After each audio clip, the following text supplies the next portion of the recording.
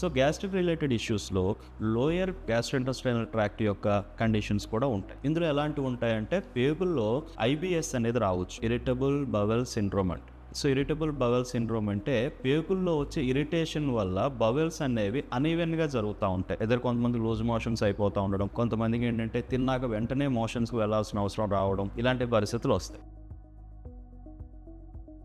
ఇదంతా కూడా బవెల్స్లో ఉండే ఇరిటేషన్ వల్ల వస్తుంది. దీనికి ముఖ్యమైన కారణాలు ఎక్కువ శాతము మనం చాలామంది అనుకునేది ఏంటంటే ఫుడ్ వల్ల అనుకుంటారు, బట్ ఫుడ్ అనేది సెకండరీ కాజ్ అండి. బట్ ప్రైమరీ కాజ్ మాత్రం మన యొక్క సైకలాజికల్ ఇష్యూస్. ఎక్కువ యాంగ్జైటీ, భయం గురవుతున్నటువంటి వాళ్ళు, ఎక్కువ సెన్సిటివ్ ఉన్నటువంటి వాళ్ళు IBS చాలా అధికంగా ఉంటుంది.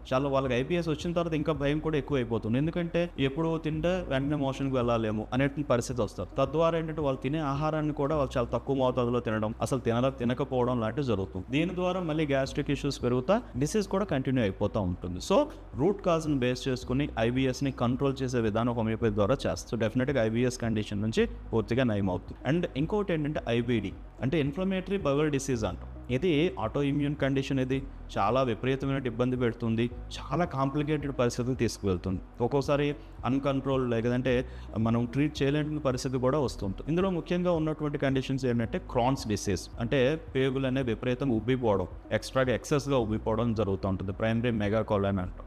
రెండవది ఏంటంటే అల్సరేటివ్ కొలైటిస్ అంటే పేగుల్లో అల్సర్స్ వచ్చేస్తాయి. పేగు మొత్తంలో కూడా అక్కడక్కడ అల్సర్స్ రావడం జరుగుతూ ఉంటుంది.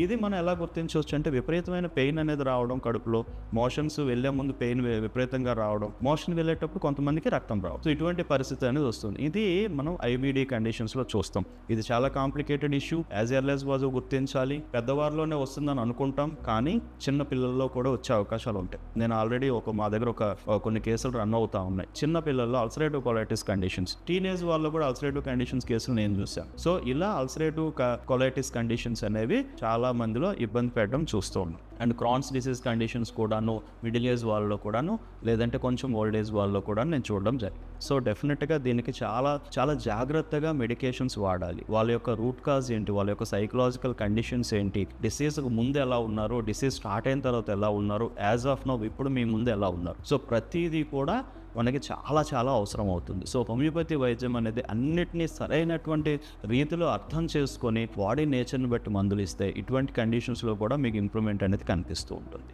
అండ్ ఇంకొకటి ఏంటంటే పైల్స్ లాంటివి డెవలప్ అవుతూ ఉంటాయి. ఇది సాధారణంగా అందరికీ తెలిసినటువంటి పరిస్థితులే. మోషన్ పోయే మార్గం దగ్గర చిన్నగా వాపుల్లాగా రావడం, తద్వారా బయటికి పిలకల్లాగా కనిపించడం, అవి పెరుగుతూ ఉండడం, బ్లీడింగ్ అవ్వడం, పెయిన్ రావడం, మంట రావడం, మోషన్ ఇబ్బందిగా రావడం, కాన్స్టిపేషన్ అంటాం. సో కాన్స్టిపేషన్ అనేది ఇలాంటి కండిషన్కి చాలా రూట్ కాజ్. ఎవరికైతే కాన్స్టిపేషన్ అడపదడప ఇబ్బంది పెడుతుందో, కంటిన్యూగా ఇబ్బంది పెడుతుందో వాళ్ళలో పైల్స్, ఫిషర్స్, ఫిస్టులాస్ లాంటివి డెవలప్ అయ్యే అవకాశాలు ఉంటాయి. ఇవన్నీ కూడా గ్యాస్ట్రిక్ రిలేటెడ్ ప్రాబ్లంతోనే స్టార్ట్ అవుతాయి.